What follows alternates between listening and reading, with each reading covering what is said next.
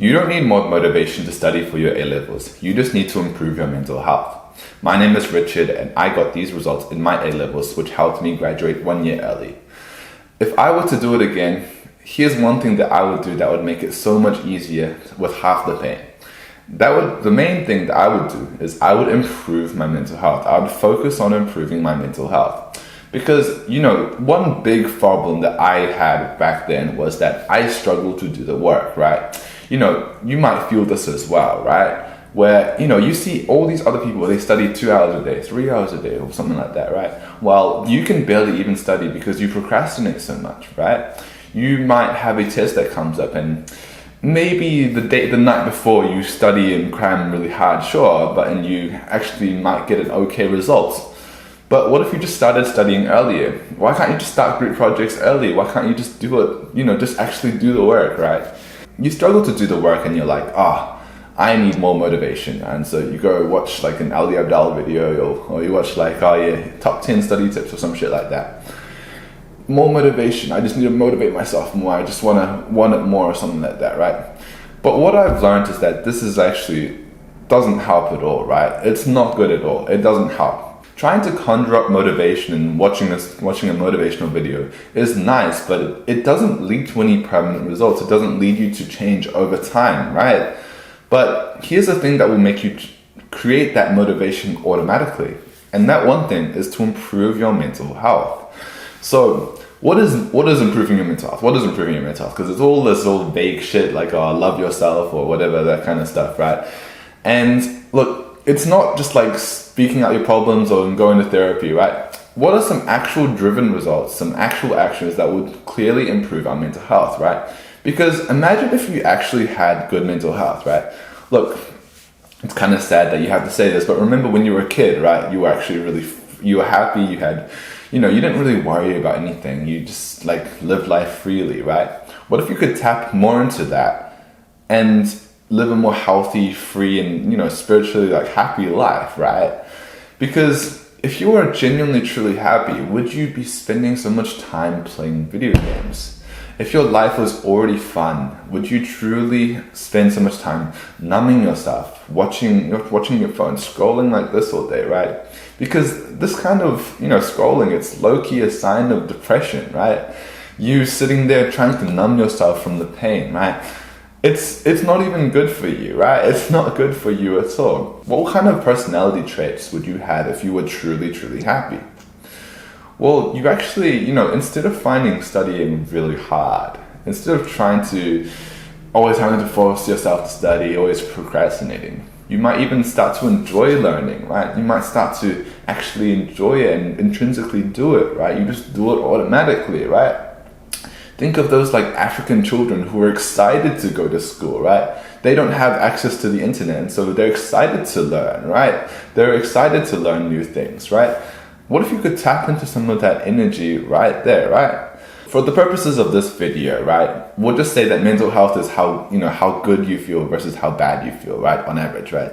Most people feel pretty bad most of the time, right? But way more than they naturally should, right? What if we could just tip that balance and make you feel good the majority of the time, right? Despite your situation, the world may throw shit at you, but you can still feel pretty good most of the time if you have truly good mental health, right? It's actually crazy, right? Most of mental health is what you make of it, right? But why is your mental health so poor? Well, a big part of it is honestly because you've been a big asshole to yourself, right? You have been a piece of shit to yourself, right? Think about your past self, right? What did your past self prioritize, right? Your past self played all these video games. Your past self, did all these bad habits, ate all this junk food, did all this stupid shit. And now you are living the consequences of that, right? Your past self stayed up until 2 a.m. playing video games. And so now you are feeling the effects of that in the future, right? You are feeling sleep deprived, right? Your past self didn't study at all. And so now you're flunking your tests and failing your tests, right? A lot of it comes down to that, and this cycle continuing, right? Of people prioritizing instant gratification instead of delayed gratification, right? they prioritize instant pleasure where there is like a long-term drop in happiness, right? All these habits that you kind of intrinsically know aren't that good for you, right? The ones that give you kind of like a lot of excitement or enjoyment, right, at the very start, right? For example, right, you wanting to watch a Netflix show, right? You coming home from class and you're like, I really want to watch that show. Or you think like, oh man, I should really need a cheeseburger, right? I really need Macca's right now, McDonald's or something like that, right? I really need something like that, right? That creates a spike of dopamine, right? Creates a spike of dopamine. But then afterwards, right? After you finished it, you come back to your baseline. But the sad thing is that you actually drop a little bit below the baseline, right? So you were here, you spiked up, but then now, like, you're kind of like here now. And so you've actually had a bit of a relative drop in happiness, right? And a bit of a drop in your mood, right? You've actually had a bit of a drop in your mood, right? You might feel a bit worse. The junk food doesn't feel so good, right? You've wasted 3 hours of your life, even though you know, and you're maybe a bit sleep deprived, right? There are consequences to this, right? And so there's a bit of drop in the quality of your life or mood or happiness or even like your mental state, right? Your baseline happiness. And the thing is, right, if you've been compounding this every single day, you've been scrolling on your phone, you've been jacking off too much, you've been all this kind of shit, right? All these kind of intrinsically bad habits that you know about. You've been doing this for like years and years and years. Of course, your mood is going to be shit, right? Your baseline happiness is going to be, it's way below what it should be, right? If you actually had really good habits. And so your past self has been a big asshole to yourself. And so, well, of course, like, you'd feel annoyed at yourself, right? You don't like yourself because your past self has been so shit, right? But what we can do is acknowledge this. We know this we know that our past self was kind of shit, but we don't want to continue the cycle, do we? I don't want my future self to think that I was an asshole, right? I don't want 2025. I don't want like 2030 version of me. I don't want I don't want the 25-year-old version of me to hate me, right? To hate the current version of me, right? I don't want that. So I prioritize more of delayed gratification, right? Those more like intrinsically good habits, right? Those less stimulating habits that you really know about, right? For example, studying, going to the gym, working hard, exercising, all these kinds of things that you know are probably more healthy, are better for you, but you don't do as much, and they're kind of harder to do, right? It's harder to exercise than to go play video games. It's harder to, go out and speak to your friends versus, just scrolling on your phone, right? Something like that, right? And so this shift that I've done in order to improve my mental health is I've dramatically decreased these instant gratification activities, and I've dramatically increased these delayed gratification activities. This is what a lot of people will call dopamine detoxing, right? Which is replacing the stimulation with, less stimulating activities. Spending time away from my phone, starting to read more books, spending more time outside, right? All these things that will slowly start to improve my life and also start to improve my mental health. For example, you start to see the results of your grades. You're more confident in yourself. Or you start to see that your body is feeling more healthy. You feel better in your own body, right? Something like that, right? And the thing is, right, you might think like if you start to replace video games or scrolling that your life will be less fun. But truly be it, right? Is your life that fun right now? Truly, if you actually looked at yourself playing video games, would you think that you're actually having a lot of fun, right? And the thing is, right, with these, if you actually play a lot of video games, the rest of your life gets more boring, right? Because of that kind of baseline shift, the rest of your life feels less interesting because compared to your video games, right? Your video games provide you highs up here, but the rest of your life, talking to your family or just playing an instrument, for example, it feels like down here because it's less stimulating compared to it, right?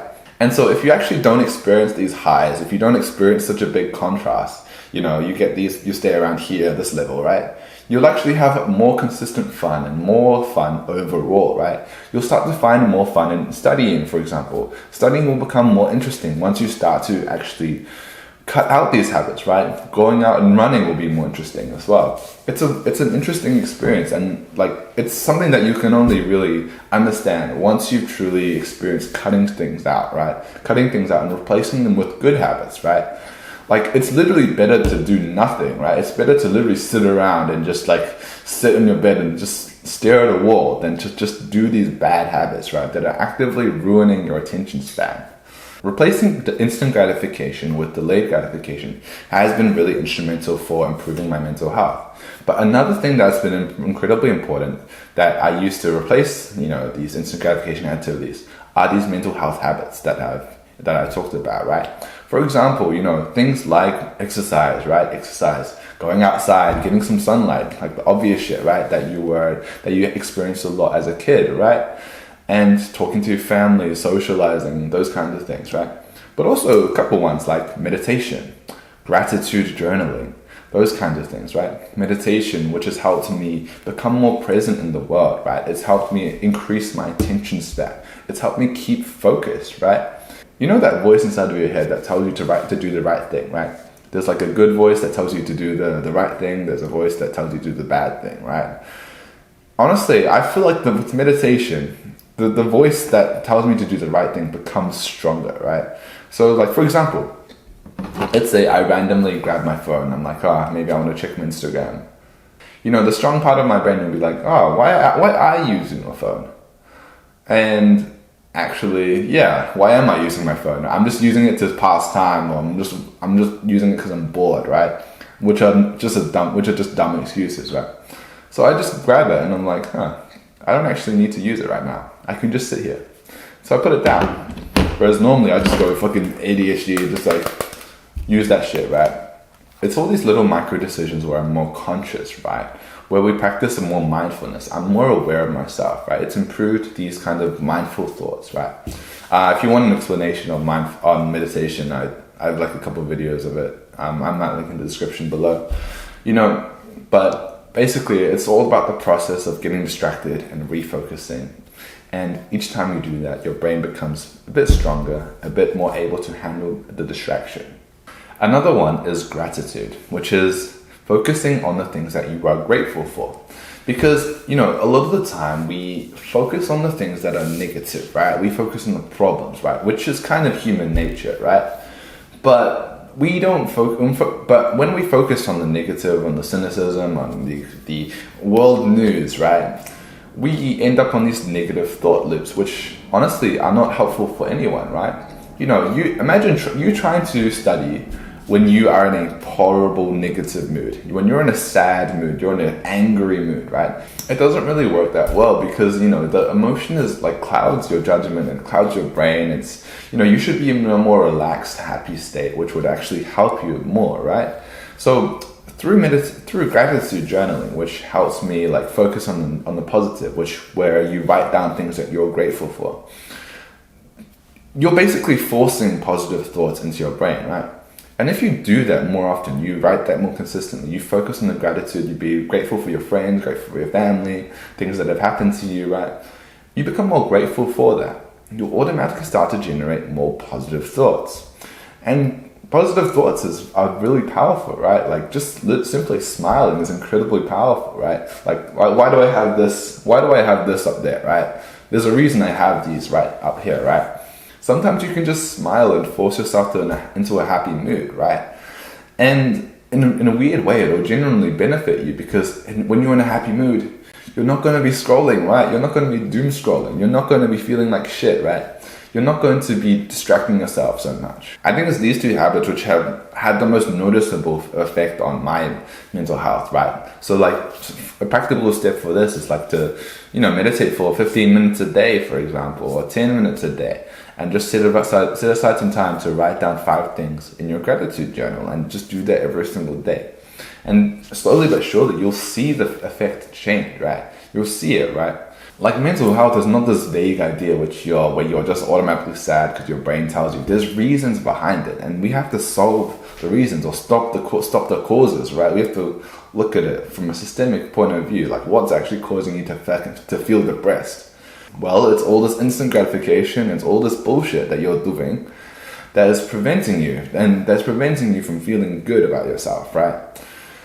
So in order to actually stick to this kind of dramatic change, right, this change to actually truly improve your mental health, what we can do is create a schedule or a timetable, right? You create a timetable that you want to follow that is your perfect ideal day, which is a goal that you want to strive for, right? For example, you set out this time as your work, right? Instead of you waking up and you scrolling on your phone, you set out, oh yes, I want to do this. I want to meditate in the morning. I want to go for a run in the morning, right? You set out an intention and a plan to what you're going to do, right?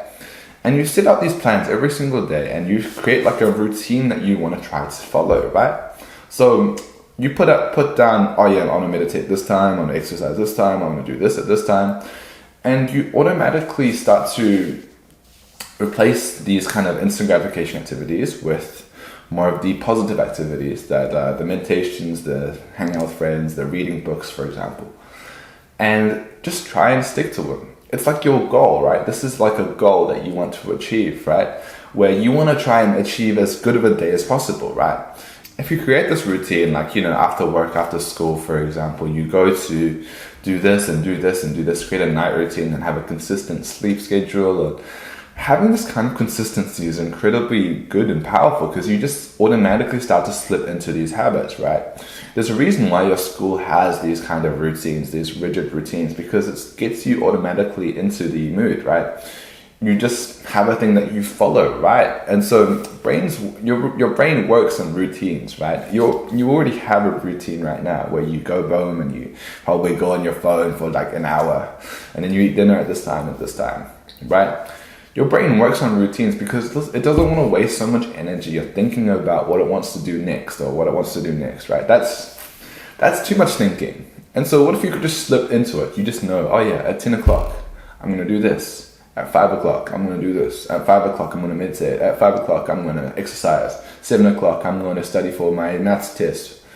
If you just set up some intention, set up some plans, write down specifically what you're going to do, you're going to have a much easier time actually getting in these habits, right? Because sometimes we just forget. That's fucking true. That's true. We just forget, right? It happens, right?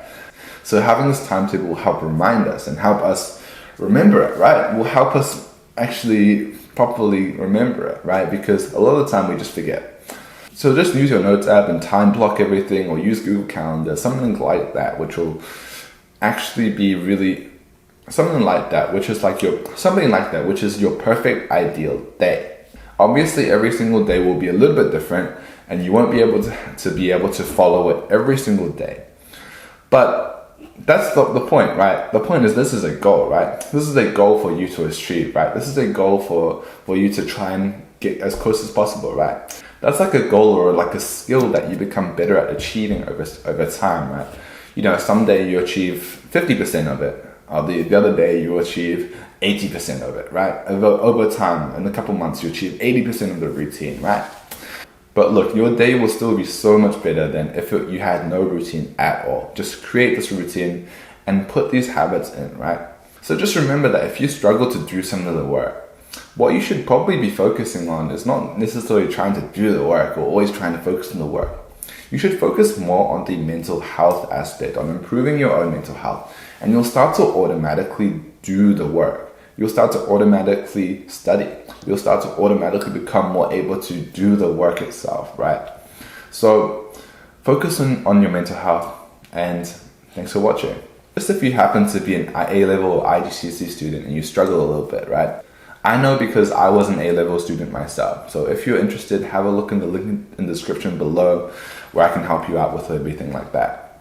Thanks for watching. See you later. Bye-bye. Holy shit.